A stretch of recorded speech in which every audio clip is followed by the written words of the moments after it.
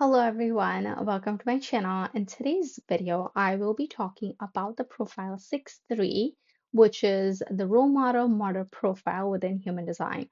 So I recorded a whole bunch of these profile videos, and it wasn't until last month that I was looking at my profile playlist and I realized that, oh man, I just have 11. There was one missing, and I realized it was a 6.3 video that I somehow had forgotten. So here I am, I'm recording this, and I really hope it helps you out. So if you're someone who has this profile or you know someone who has this profile, then be sure you watch this video and subscribe to my channel because that is going to help you out a lot. So with that, let's get started. So what is a profile in human design? Within the human design world, your profile is the costume that you're here to wear. This is the costume that if you don't wear the way it's supposed to, then life is not exactly going to fit you. This is who you are, and this is how the world sees you. There's two aspects to a profile. So there's a conscious aspect, and then there's an unconscious aspect. Your conscious aspect is the first part of your profile, which is in this case line 6. So this is your role model side, which you are very aware of. You know this about yourself. And I'll go into what that entails because you may be sitting here watching me wondering, wait a minute, I don't feel like a role model at all. And that's okay because line 6 has a very peculiar journey. And then the second part of your profile, which is the 3 in your case, is the martyr. This is that unconscious side within you. Typically, the unconscious side is a genetic, it's like inherited. It's through your genes, it's through what your forefathers had, and now it's passed down onto you. So the unconscious side of your profile is something that you don't necessarily see in yourself, but the world sees in you. And the way Ra put what unconscious, anything unconscious within your human design, you will become aware of it, right, by virtue of human design, but you're really here to surrender to it because this is not something that you can control about yourself. So it's something that you have to understand about yourself and then you have to surrender to it. So I hope that makes sense. So with that, let's dive into the line 6, which is your conscious side. Okay, so with the line 6 in your profile, in the conscious part of your profile, you are a role model. However, the role model, the line 6 has this journey, which splits into 3 phases. There's your phase 1, which is the time before 30 or your Saturn returns. And this is where your line 6 is really acting like a line 3, right? So your line 6 is acting like a line 3, and you are very much, what that means is you're very much in the material world. You're very much running after your desires. You're very much adapting, experimenting, resilient. You're going through the motions. You're literally in the world playing the material, the earth game. That's who you are until 30. And then between 30, that is after your Saturn returns, you enter what's known as a phase 2 of line 6, which is you are going to go on the roof. There's suddenly the shift that happens where you start feeling different. You start feeling objective. You start feeling that you're above it all in a way. Like you don't care to be involved in a lot of these earthly things. Like where before you were chasing, now it's almost like you're withdrawing and you're observing, you're becoming the observer. And you're seeing all the things that you did that were done to you, and you're not really looking at it from a pessimistic lens, but it's more from this objective lens where you see these as lessons and you see these as the learnings that you learned during the first 30 years of your life, but for some reason you were not able to assimilate them within you. You knew what the correct thing for you to do was, however, you never ever put yourself through it, right? You were just doing the thing, but you were not being the role model. So the 30 to 50 age is going to be where you are assimilating and integrating all these lessons and you're trying to become this better version of yourself, but in a very non-material way. It's in a very non-judgmental, very observer type of the way where if I'm a 6'2", so the way I differentiate between how I was before 30 and after 30 is that before 30 I would judge people, I would judge situations, I'd be pessimistic about things, but after 30 that changed, and it almost became like I became more accepting of it. Like, this is just how it is. It's how everyone is. It's how the world is. There's this weird acceptance, this weird stage-like quality with Align 6 that you start getting into more and more and more as you turn 30 and over. And it's not to say that this happens overnight. In fact, for me, I did not feel this way until I was 35, 36. It was, I think, after that where I really started feeling more and more. But that subtle shift definitely starts when you're 30, and slowly life, if you're following your strategy in your 30s, slowly life is going to start throwing these things at you, which will enable you to become that role model and step into that thing that you're supposed to role model in, where you're not just here to talk, but you're here to walk the walk.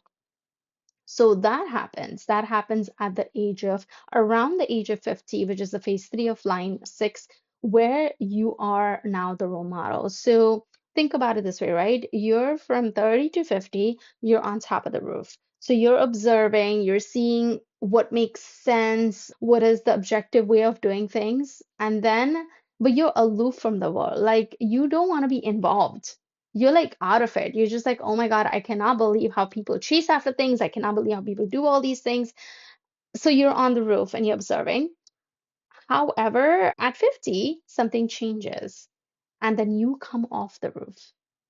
Because here's where you have become the role model. Here's where you have not only learned the lessons, but you have integrated and assimilated those, and you're becoming a role model in the thing that you're here to lead in, and you come off the roof. And when you come off the roof, people suddenly start seeing you. So you're again integrating back into the world, but in the sage type of a quality. But you're still there, but then you're still in a way on top of the mountain and you're leading people. And people are, and you're not necessarily leading, like you don't want to lead people, but people almost see you as this leader because you're the role model. So that is something that you're going to experience as a line six. And from what I've heard from a lot of line sixes who are over 50 and have been through their Chiron return, is that they feel that people are suddenly starting to notice them after the Chiron returns happens. That is, if they decide to obviously step down. What also happens is people who are not following their strategy and authority, they get comfortable with just being on top of the roof and they just want to stay there. They don't want to deal with the world because it's like they have seen it all, right? And they don't want to deal with it. So that can happen as well. But really, your true potential is you learning that soul lesson that you're here to learn, become a role model, and come down. And there's more about what Chiron returns is and some of the soul lessons you're here to learn, but that's not a topic for today. That's different. But that is something that you are going to experience. So that is your line six, where Ra talked about the journey of a line six from going to a hypocrite to becoming a role model. A hypocrite as a line three, and also in the 30 to 50 ages of your life, because you're preaching what the right thing is, you know the thing that you're supposed to do, but for some reason you're not there yet fully. And then when you become that role model, you are the role model and you're doing everything that you're preaching. You're not just preaching. Uh, I do want to say something else about, oh yeah, one of the things that Rod did said about line six is that if you don't step into that potential, if you don't become that role model, if you run away from that responsibility of being a role model, then this is where line sixes start dropping like flies because you're not fulfilling your potential. You're not fulfilling the thing that you're here to do. So I hope that makes sense. Now I'm going to move on to line three. So I briefly mentioned line three when we talked about the first 30 years of your life, right? So you're really going to act like a 3-3 in the first 30 years of your life. You're going to be like this pure representation of what a line three is. And what a line three is that you're the martyr, which means that you're here to seek perfection. You're someone who craves perfection in everything that they do. When you see something, you know it can be done in a better way. And when you get to the better way, you know that can be done in a better way. So you're someone who's all about continuous improvement.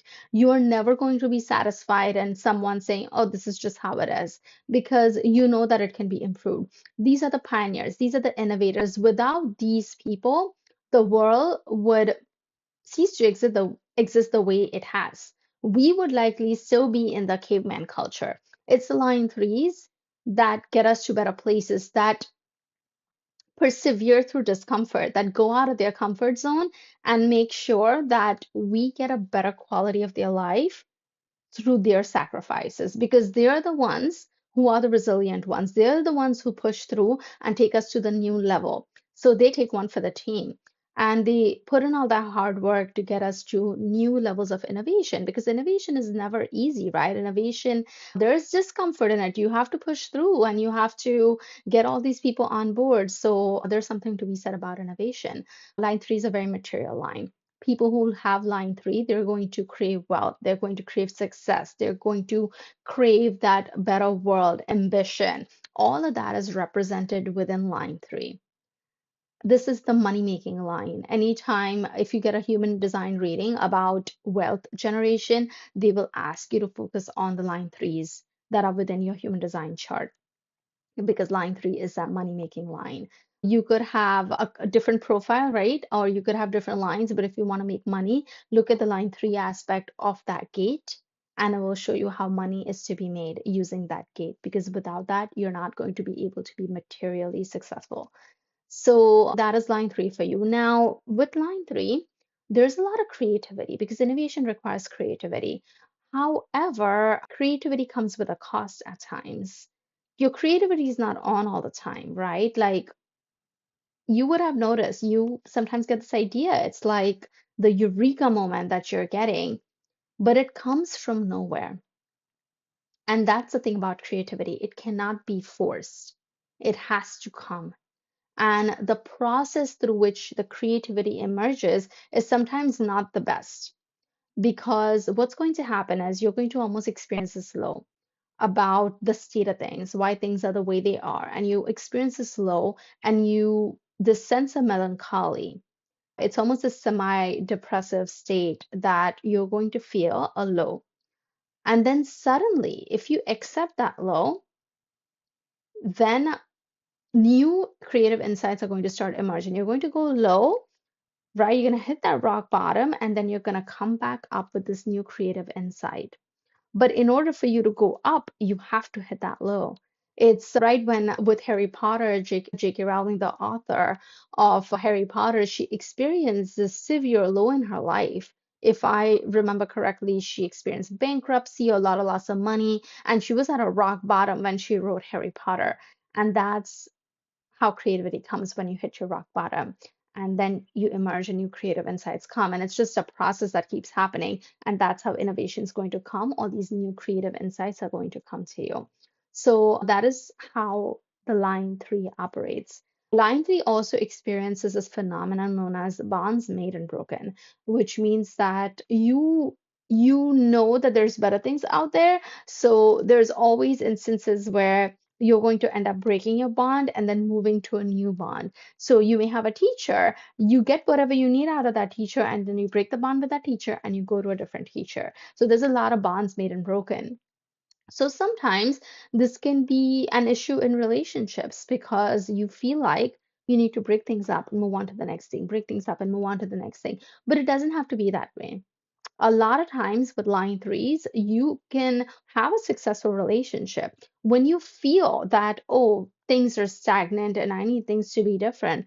Take a break, be in your own aura, do your own thing, stay with that melancholy. And when you start feeling better, come back together. My husband has a 1-3. He has a line 3 in his design, and I experience that all the time with him. But because I know about his design, it's something that I've just accepted, right? Where there'll be times where he just feels dissatisfied with things. And that's my cue. Go in your cave. I'm going to take a break. I'm going to do my own thing, and we're going to come back together when you're again feeling better. So that is something to understand about a line three. That you're going to experience a lot of bonds made and broken, and you're going to have cases where you were in these different settings and you moved out of them, and you likely are not even in touch with those old people anymore. And that's okay because that is really a part of their design. You really need people to evolve with you. And if they cannot evolve with you, chances are you're going to end up leaving them behind. So that is a profile 6-3. So how is it that these profiles of these two lines work together?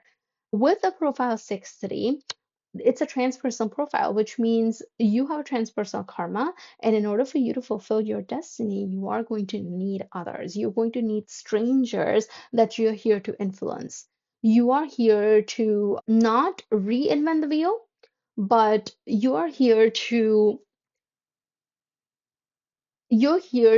go through your own experiential process. That is, you're here to go through your line 3 process, your experiences, get that perfection, get to the new level, get that perfection, get the perfection, and become a role model in it. That is your job. You're here to show the world what doesn't work and what does, and what can be perfected more and more and more. And you leverage the experiences that you're going to have throughout your life for this. You have, with a 6-3 profile, you're not like a typical line 6. You are never someone who's going to be completely removed from the society. Yeah, you're on the roof period, you will feel aloof, but you're still going to feel that pull to be in the worldly affairs of things because of your line 3. So it's going to be a very different quality. And also, your first 30 years, you're not going to experience the bumps the same way that a 4-6 or a 6-2 is going to experience. It's going to be a little different for you. Because of your line 3, you have that resilient quality within you. So your learnings are going to be different from a 6-2, because as a 6-3, you're not here to disseminate knowledge or your role modelness based off of your natural genius, but you're here to do it based off of the experiences, the hardships, and the betterments that you have created in your life.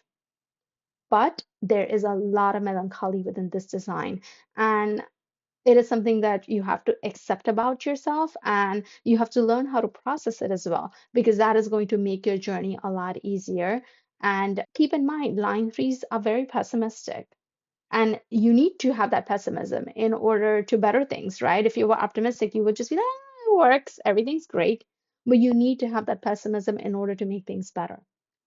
And that's why it is important to use this pessimism towards other things where you can improve things, rather than pointing it inward and trying to fix yourself, or pointing it to loved ones and judging them and trying to correct them all the time.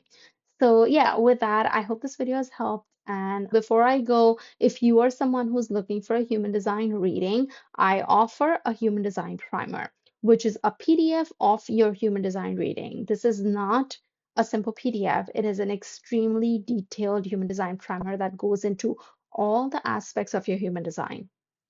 And on top of that, at the end of it, I will provide you with my analysis of your human design by putting all these different aspects of your chart together. So if that is something that you're interested in, I offer that, and the link for that is below. And I also offer something that is known as a Reiki Deconditioning Infusions. These infusions help you decondition your human design effectively and in a fast way. So if you're someone who says, I would love to follow my strategy and authority, but I keep forgetting to follow my strategy and authority, then this is the right tool for you, because it is going to help you decondition faster. All right. So with that, I will talk to you soon. Bye.